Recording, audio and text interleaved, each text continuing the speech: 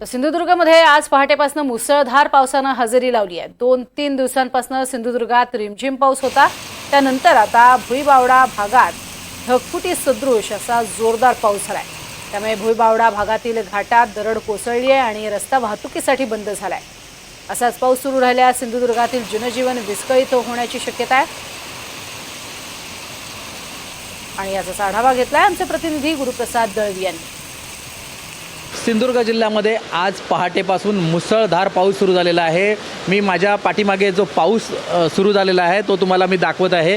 पूर्णपणे सकाळी 5:30 नंतर हा जो पाऊस सुरू झाला आहे तो अद्याप मात्र थांबलेला नाही आहे आणि मुसळधार असा पाऊस पडत आहे। गेले 2-3 दिवस मात्र रिमझिम असा पाऊस पडत होता, परंतु आता बघितलं तर अगदी पहाटेपासूनच मुसळधार पाऊस पडत आहे। ठिकठिकाणी जनजीवन विस्कळीत झालेलं पाहायला मिळतंय। जो गगनबावडा जो घाट आहे त्या ठिकाणी भुईबावड्याकडे जाणारा जो रस्ता आहे तो भुईबावडा रस्ताही मात्र गेले 2 दिवस बंद झालेला पाहतोय आपण।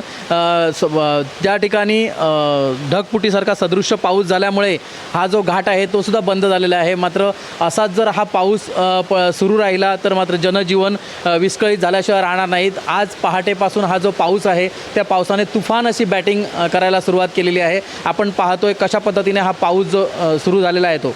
कॅमेरा पर्सन राहुलसह गुरुप्रसाद दळवी, NDTV मराठी, सिंधुदुर्ग।